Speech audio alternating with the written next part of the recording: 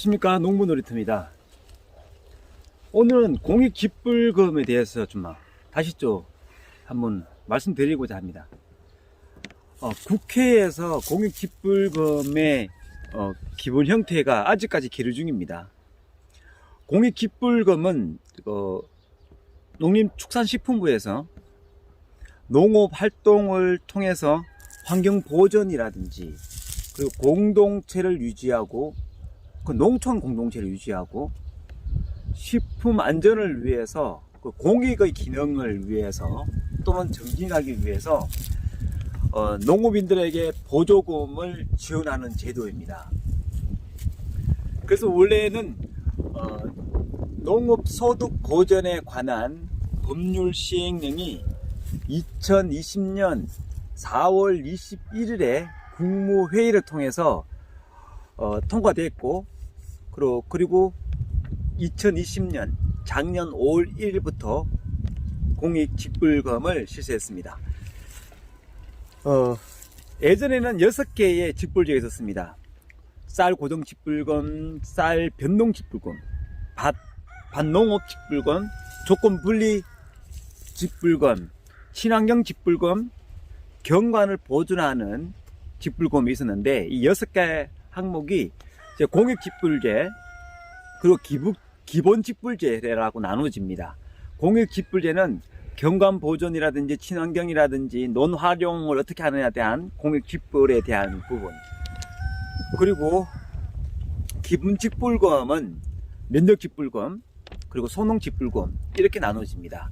대부분 소작농 같은 경우에는 300평 이상일 때에는 소농직불금 형태로 120만원씩 받아갔고, 면적별 직불금은 면적에 맞게끔 유불리를 따져서 그렇게 직불금 받아갔습니다. 그런데 지난번에도 말씀드렸다시피 신규 농업인은 이 자격이 주어지지 않습니다. 그리고 이력이 없는 농지, 2017년, 18년, 19년, 지금 2021년이잖아요. 그래서 3년 이상 17, 18, 19에 이력이 없는 사람들에는 직불금이 돌아가지 않습니다. 그리고 땅을 아무리 샀다 하들 2017년, 18년, 19년 4년 전이죠. 그때 이력이 없으면은 직불금 신청을 받을 수 없고, 앞으로 땅을 사더라도 직불금 이력이 없는 그 땅에서는 직불금을 죽을 때 깨놨다 해도 법이 바뀌지 않는 한 공익직불금을 받을 수가 없습니다. 그래서 지금 아직까지 국회에 계류 중입니다. 강원도 김선동 의원인가요? 모 의원이 발의를 했는데 국회의원들이 일을 하지 않습니다.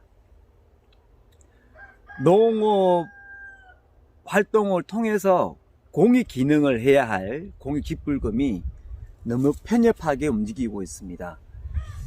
제가 마을 이장을 하면서 이 문제를 농림축산식품부 그리고 품질관리원에 통해서 알아본 바는 방법이 없답니다. 서글픈 일이죠. 아주 서글픈 일입니다. 행정이 의식 수준을 못 따라가는 거죠. 물론 토지대장이, 내 땅을 사면 토지대장이 생깁니다. 토지대장이 생기면은 농업인이라는 것을 검증하기 위해서 농산물 품질관리원에 등록을 합니다. 그게 바로 농업경영체라는 거예요. 내가 농업을 종사한다라는 것을 하기 위해서 농업경영체에 들어가는 겁니다. 농업인을 보여주는 거죠.